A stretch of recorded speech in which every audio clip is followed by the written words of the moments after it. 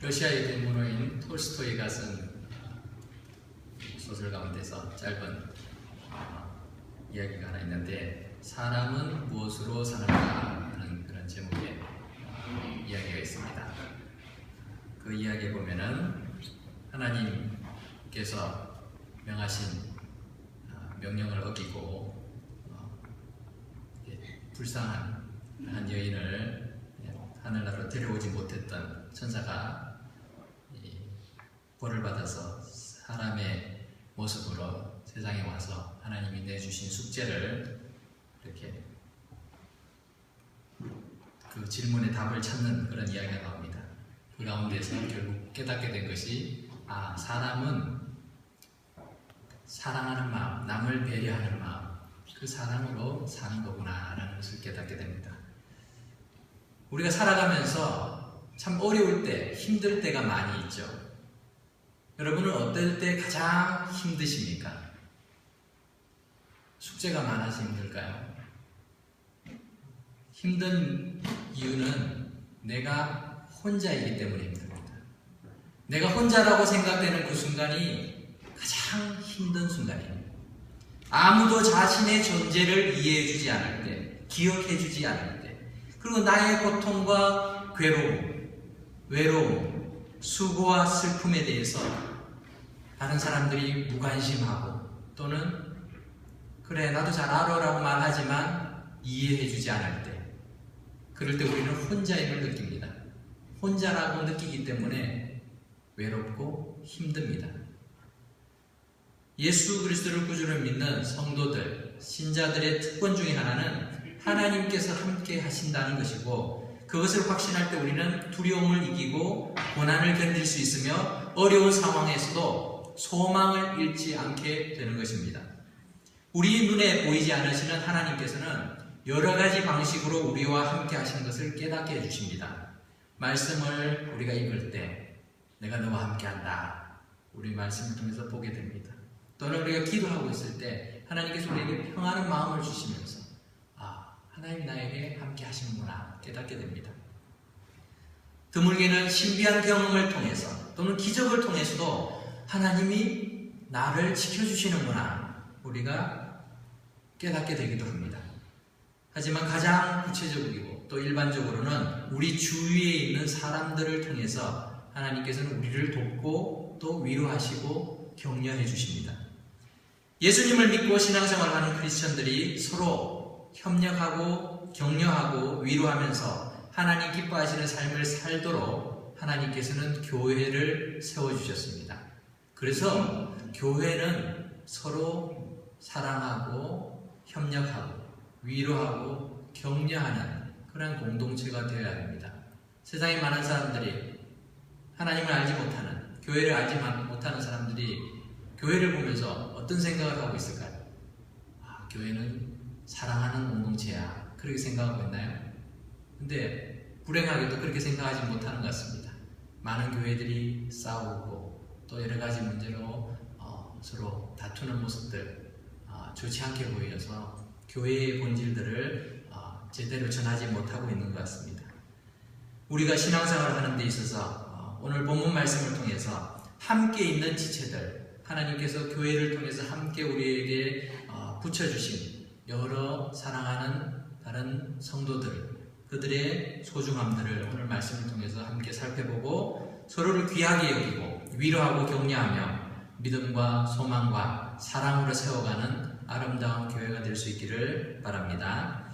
자, 오늘 본문 말씀은 사도 바울이 지금의 터키 서부 지역에 있었던 골로새 지역에 있는 교회에 보내는 편지의 마지막 부분입니다. 이 편지에서 사도 바울은 자신의 곁에서 함께 수고했던 3명의 할례파를 소개하고 있는데, 이들은 모두 유대인으로서 할례파라 불리는 자들이었습니다.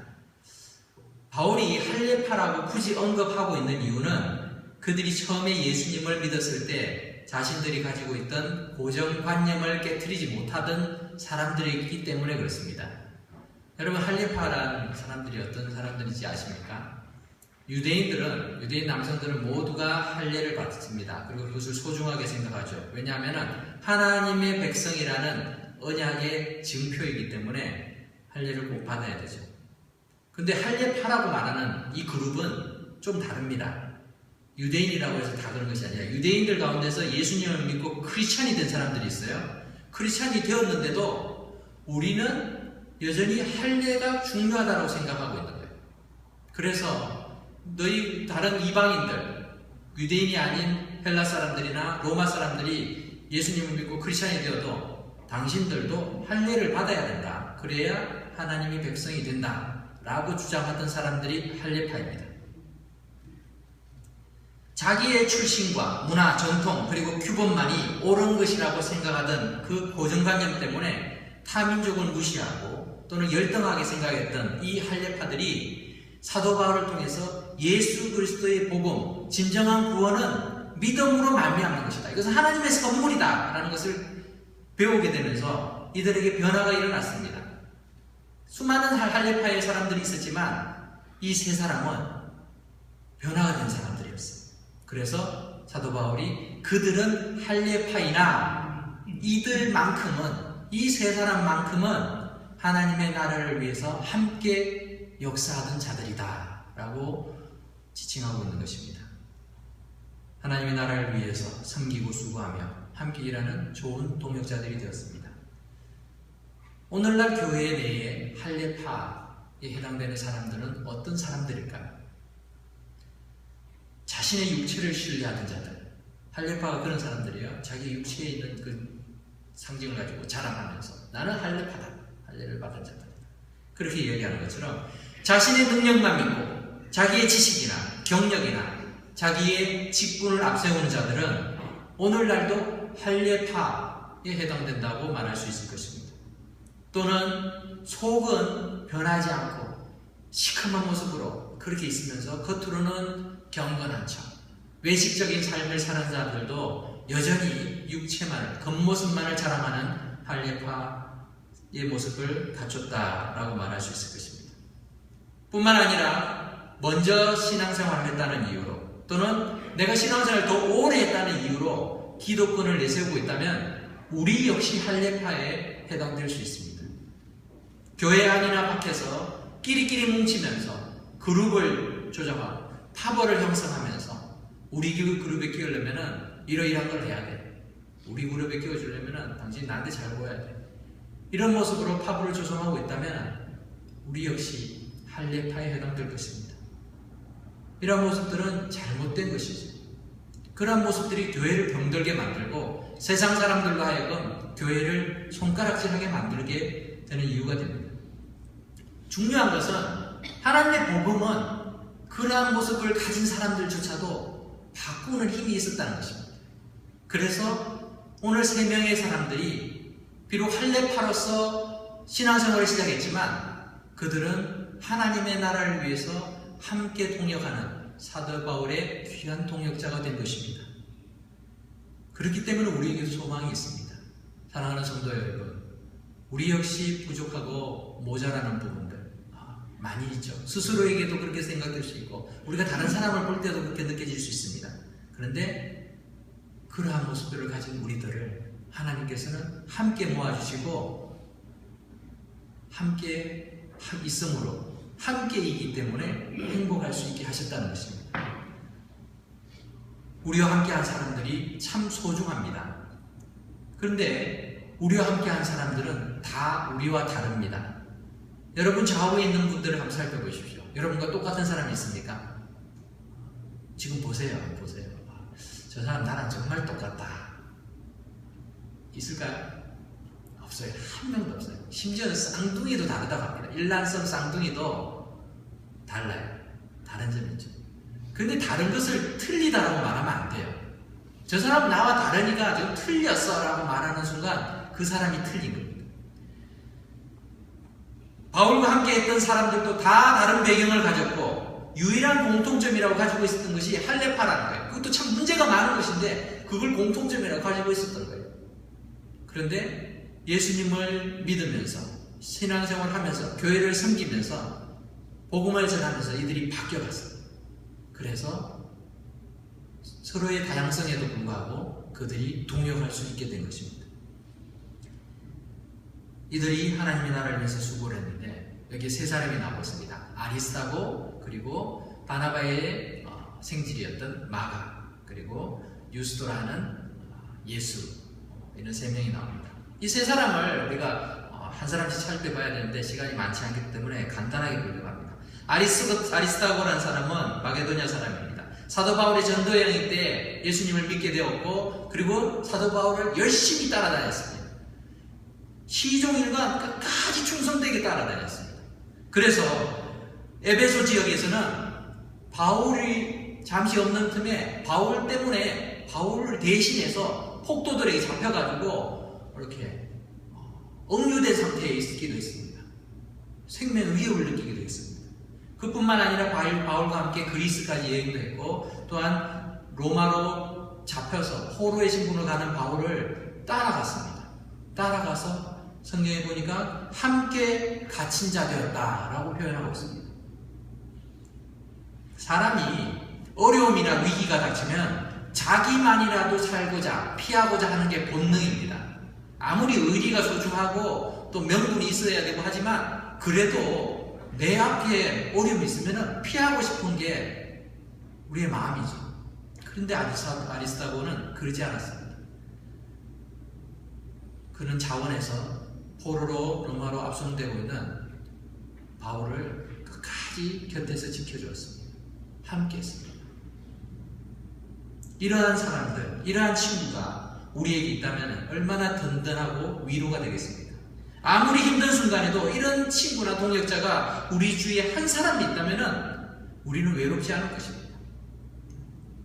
바나바의 생질 마가는 좀 다른 삶을 살았습니다. 마가는 상대적으로 좀 젊은 사람이었습니다. 청년이었습니다. 예루살렘에서 부유한 환경에서 자랐던 것 같습니다. 그의 어머니와 예수님을 믿게 되어서 예수님을 그의 다락방에 초대해서 예수님이 실제로 예수님과 예수님의 제자들이 마가의 다락방에서 많이 모이기도 했습니다.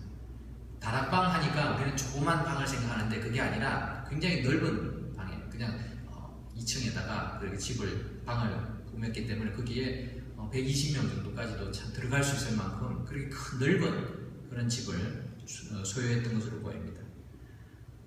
외삼촌인 바나바를 따라서 나중에는 안디옥으로 와서 사도 바울을 만납니다. 함께 신앙생활을 하다가 이 두 사람이 전도여행을, 선교여행을 유럽을 향해서 떠날 때, 소아시아를 향해서 떠날 때 함께 따라갔습니다. 그러다가 중간에 포기했어요.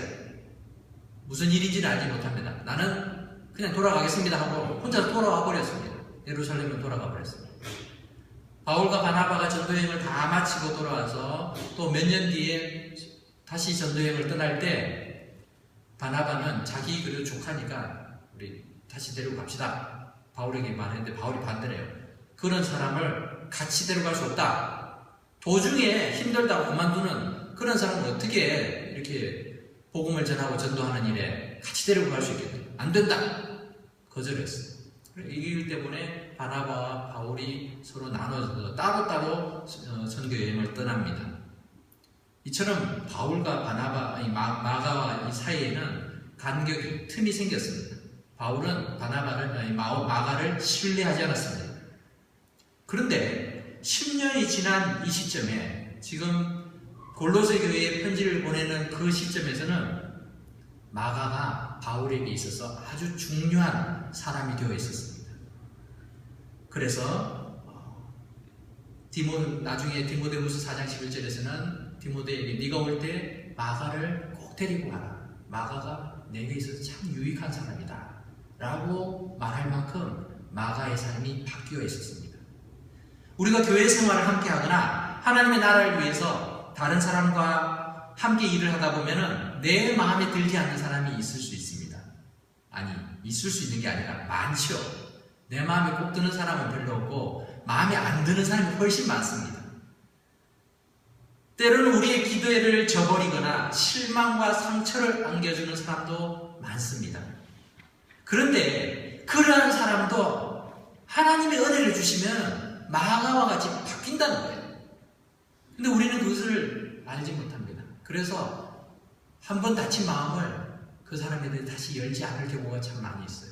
교회 안에서도 마음을 닫고 관계를 끊고 살아가는 사람들이 있습니다. 그래서 참 옳지 않은 모습이죠.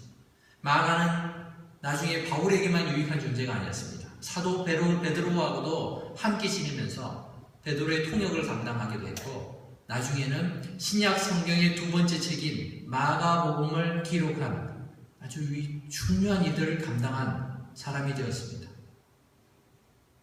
한순간 부족하고 또 실수하고 잘못된 행동들을 한 것으로 인해서 정죄하고 그 관계를 끊어버리고 그냥 배척해버렸다면 마가가 그런 일들을 할 수 없었겠죠.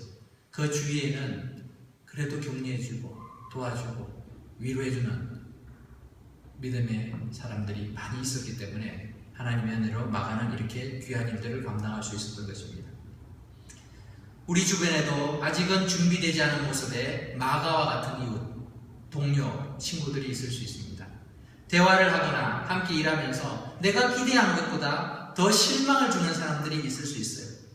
하지만 그러한 사람들 하나님께서 바꿀 수 있다라는 것을 우리가 생각해야 합니다. 그 사람을 그냥 내 생각대로, 내 생각의 잣대로 판단하고 포기하지 말아야 됩니다. 하나님께서 어떻게 변화시키실지 우리는 알지 못합니다. 아니, 하나님께서는 오히려 그러한 사람을 통해서 나를 변화시키시기를 원하실지도 모른다는 것입니다.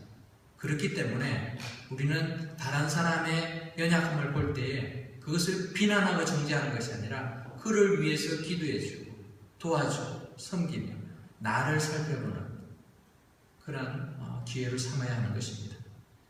하나님께서 내 곁에 그러한 사람을 두신 것은 분명한 이유가 있을 것이다 라는 것을 우리가 기억해야 합니다. 마지막으로 나오는 세 번째 사람은 유수도라 하는 예수입니다. 예수라는 이름은 우리나라의 철수라는 이름처럼 아주 흔한 이름입니다. 우리 예수님이 예수니까 우리는 아주 그 이름을 신성시하고 아주 중요하게 생각하지만 사실 그 당시에 예수는 참 많이 있었어요. 예수라는 이름은. 이름의 뜻이 구원자라는 뜻이니까 많이 있었습니다. 그렇기 때문에 이 예수라는 흔한 이름을 좀 더 구체화시키기 위해서 이 예수는 유스도라고도 불렸다. 유스도라는 말은 의롭다, 의로운 이런 뜻을 가지고 있는데 그런 이름을 가진 예수다라고 표현을 하고 있습니다. 이러면서 편지의 수신자인 골로새 성도들이 그 예수가 바로 유스도라고 불리우는 그 예수를 말하는구나 알아들을 수 있도록 이렇게 표현하고 있는데 사실 이 사람에 대해서는 단서가 이것밖에 없어요. 성경 어느 곳에도 이 사람의 이름이 다시 등장하지 않습니다. 하지만 이 유스도라 불리는 예수도 할례파였지만 결국 하나님의 나라를 위해서 수고하는 바울의 동역자였다라는 것을 사도 바울은 많은 사람들에게 알려주기를 원했습니다. 어쩌면 우리 주위에도 처음부터 끝까지 충성스러운 아리스다고와 같은 사람이 있을 수도 있습니다. 그리고 처음에는 좀 말썽도 많고 잘 맞지 않지만 시간이 지나면서 오히려 좋은 동력자가 되는 그런 마가와 같은 사람도 있을 수 있습니다. 하지만 가장 흔하게는 유스도라 하는 예수처럼 특출나지도 않고 평범해 보이고 그 자리가 그렇게 커 보이지 않는 그러한 사람들이 우리 주변에 훨씬 많을 수 있습니다. 하지만 이런 사람들이 곁에 있다는 것만으로도 얼마나 우리에게 힘이 되는지 모릅니다. 이것을 우리가 중요하게 생각을 해야 합니다. 우리는 소중한 것을 가지고 있으면서도 곁에 있을 때는 그것을 잘 느끼지 못하다가 잃어버렸을 때 비로소 그 소중함을 깨달을 때가 많이 있습니다. 우리가 건강할 때는 건강의 소중함을 모릅니다. 그러다가 병이 들면 내가 건강할 때 이런 걸 좀 열심히 할까? 그 건강을 찾게 되죠. 가족이나 친구, 우리 몸의 여러 부분들, 작은 부분들 그 소중함들을 읽고 난 다음에 깨달을 때가 많습니다. 이와 마찬가지로 교회의 다른 성도들, 우리가 함께 신앙생활하고 있는 다른 지체들 그들의 소중함을 늘 곁에 있으니까 당연하게 생각할 때가 많다는 것입니다. 하지만 하나님께서는 당연하게 생각하라고 그러한 사람들, 우리 주변에 있는 동역자들을 불러주신 것이 아니라 늘 그 사람들을 바라보며 위로를 받고 또 함께 위로하고 격려하라고 보내주신 귀한 동력자들입니다. 내 마음에 들지 않고 좀 나와 잘 맞지 않아도 그들이 있기 때문에 우리가 어려움을 극복해가고 외로움을 견딜 때가 많기 때문에 그렇습니다. 함께 있는 것 그 자체가 힘이 되고 위로가 되고 기쁨과 행복의 씨앗이 되는 것입니다. 아무리 어려운 일이라도 또 아무리 하나님의 일, 하나님의 영광을 위한 일이라 해도 혼자서 묵묵히 감당하는 것은 참 어렵습니다. 그렇게 하는 분들도 계시지만 우리가 그렇게 살아가는 것, 인생을 평생 동안 그렇게 살아가는 것 참 어렵습니다. 그렇게 하나님께서는 우리에게 믿음의 동역자들을 허락하셨습니다. 처음에는 독불장군처럼 자기 고집만 내세우고 자기 자랑만 하던 그런 할례파와 같은 사람들이 많았지만 하나님 말씀을 배우다가 보니까 신앙생활을 하다 보니까 교회에서 봉사를 하다 보니까 이들이 점차 다듬어져갑니다. 시간을 두고 기다리니까 그렇게 변화되는 모습들을 우리 스스로를 통해서 볼 수도 있고 우리가 다른 사람을 통해서 느낄 수가 있게 됩니다. 그렇기 때문에 믿음의 동력자들을 함께 두고 함께 주님의 일을 위해서 수고한다는 것은 얼마나 기쁜 일인지 모릅니다. 그래서 사도 바울은 11절 말씀에서 이런 사람들이 나의 위로가 되었느니라 라고 고백하고 있습니다. 자, 여러분 바울을 철인처럼 생각하죠.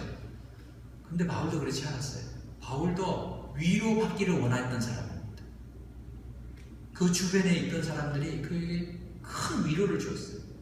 함께 일하는 거 우리는 그냥 바울만 위대하고 바울이 모든 일을 다 했던 것처럼 보이지만 주변에서 함께 있던 그 사람들이 사실은 복음의 열매들을 나타내고 초대교회들을 세우게 만들었습니다. 든든하게 만들었습니다. 그들을 볼 때마다 바울은 위로함을 얻고 새 힘을 얻었던 것입니다. 얼마 전에 함석돈 선생님의 그 사람을 가졌는가라는 시를 소개해드렸는데 그 두 번째 연에 보면 이런 이야기가 있습니다. 온 세상 다 나를 버려 마음이 외로울 때에도 저 마음이야 하고 믿어지는 그 사람을 그대는 가졌는가.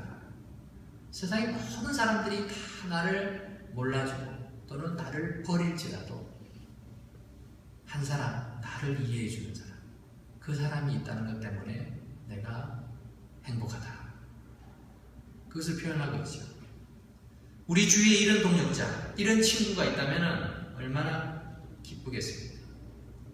내 마음에 꼭 들 뿐만 아니라 내가 믿을 수 있고 나를 이해해 줄 수 있는 사람이 곁에 있다는 것은 엄청난 축복입니다. 하지만 이것은 저절로 또는 갑자기 이루어지지 않습니다. 우리는 그렇게 소망하지만 그런 일은 없습니다. 오랜 시간 동안 함께 부딪혀가면서 마음과 행동을 맞춰갈 때에 비로소 가능해지는 것입니다.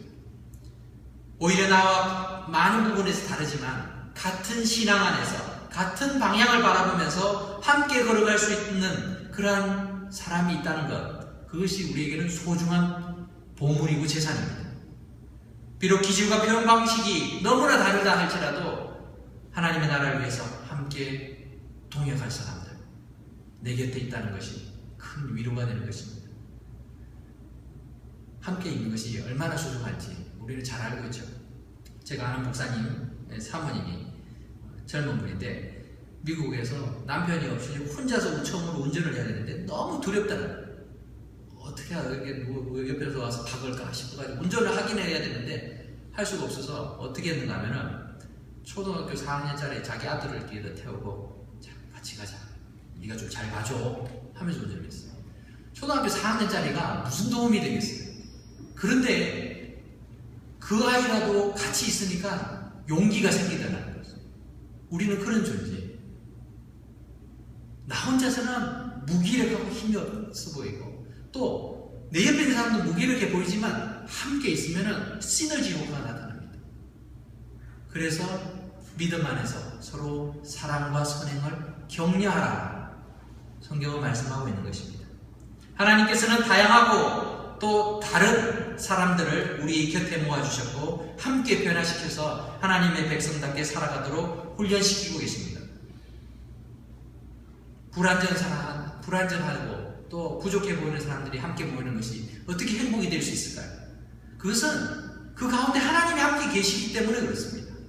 우리가 그래서 사람만 바라보고 함께 있는 것이 좋다면은 교회가 세상에 믿지 않는 사람과 다를 바가 없어요. 그런데 우리가 부족하지만 우리가 함께 있을 때 그 안에 하나님이 함께 계시기 때문에 우리가 힘을 얻는다는 것입니다. 예수님께서 두세 사람이 내 이름으로 모이는 그곳에 나도 그들 중에 함께 있겠다 약속하셨습니다. 어렵고 힘들 때 우리는 주위의 신앙의 친구들, 믿음의 동역자들로 인해서 새롭게 회복할 수 있습니다. 하나님이 우리와 함께 계심을 믿기 때문에 그렇습니다. 찬송가 337장을 보면은 가사가 이렇게 되어 있습니다. 내 모든 시험 무거운 짐을 주 예수 앞에 아뢰이며 근심에 쌓인 날 돌아보사 내 근심 모두 맡으시네. 내 짐이 점점 무거워질 때 주 예수 앞에 아뢰이면 주께서 친히 날 구해주사 내 대신 짐을 져주시네. 무거운 짐을 나 홀로 지고 견디다 못해 쓰러질 때 불쌍히 여겨 구원해 줄 이 은혜의 주님 오직 예수. 우리는 이런 주님을 믿고 있는 자들입니다. 예수님이 우리에게 말씀하셨어요. 수고하고 무거운 짐진 자들아 다 내게로 와라. 내가 너희를 쉬게 하리라. 하나님께서는 우리를 일시키기 위해서, 부리기 위해서 우리를 예수 믿게 하신 것이 아니라 우리에게 기쁨을 주고 행복을 주고 사람답게 살 수 있는 그 삶을 가르쳐 주시기 위해서 이 땅에 예수님을 보내주셨습니다. 기독교의 가장 위대한 진리는 바로 임마누엘에 있습니다. 이 임마누엘의 뜻은 하나님께서 우리와 함께 계신다라는 뜻입니다. 죄의 문제 때문에 하나님과 단절되어서 하나님을 더 이상 찾을 수 없는 그런 인간을 너무나 사랑하셨기에 하나님이 직접 사람의 몸을 입고 이 땅에 내려오신 것입니다. 그래서 십자가를 통해서 죄의 문제를 해결하셨습니다. 사람이 감당할 수 없으니까 하나님께서 직접 감당하셔서 다시금 관계를 회복시키시고 교제할 수 있게 하셔서 내가 너와 함께 하겠다 말씀해 주셨습니다. 그렇기 때문에 우리는 함께 하는 것이 행복입니다. 믿는 자들이 함께 하는 것이 그 안에서 하나님의 역사를 볼 수 있고 하나님의 임재를 누릴 수 있기 때문에 그것을 우리는 행복이라 부르고 있습니다. 요한복음 10장 10절을 보면은 예수님께서는 도둑이 오는 것은 도둑질하고 죽이고 멸망시키려는 것뿐이요 내가 온 것은 양으로 생명을 얻게 하고 더 풍성히 얻게 하려는 것이다 라고 말씀하고 있습니다. 예수님께서 이 땅에 오신 것은 우리에게 생명을 주시고 풍요로운 삶을 살도록 하시기 위함이다 우리에게 말씀해 줍니다. 주님이 함께 하시기에 우리는 어려운 순간에도 낭망하지 않고 견딜 수 있고 또 힘을 낼 수 있습니다. 사랑하는 성도 여러분, 내가 힘들 때마다 내 곁에 두신 사람을 살펴보십시오. 내가 힘들 때 주위를 돌아보십시오. 아무도 없는 것 같지만 하나님이 꼭 누군가를 보내주셨어요. 누군가를 입혀주셨어요. 저 사람이 내게 무슨 도움이 될까? 아니요. 그 사람이 내게 힘이 됩니다. 그 사람을 통해서 하나님이 우리와 함께 하심을 보여주십니다. 하나님께서는 나를 위해서 그들을 우리 곁에 두신 것입니다. 비록 부족해 보이고 도움될 것 같지 않아 보이는 사람들이라도 그들이 나와 함께 있기에 서로에게 힘이 되고 격려가 되는 것입니다. 우리 주님께서 함께 하시기에 우리는 또 우리 주위에 있는 사람을 통해서 새로운 힘을 얻게 되는 것입니다.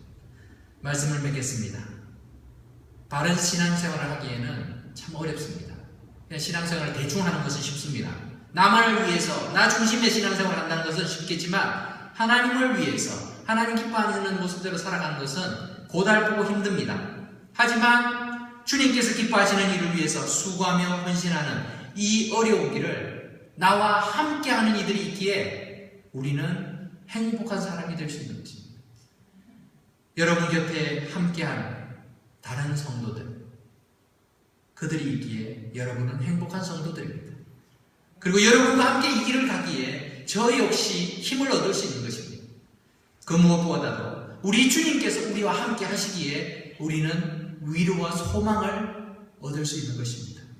우리 주님께서 이 땅에 다시 오시는 그날까지 끝까지 비록 힘들고 어려운 길이지만 우리가 함께 그 길을 걸어갈 수 있기를 바랍니다. 함께 있는 그 소중함들을 기억하시면서 주님을 바라봅시다. 주님의 주시는 그 영광의 멸류관을 기대하면서 끝까지 충성하고 봉사하는 주님의 백성들 되기를 주님의 이름으로 축원합니다. 기도하겠습니다.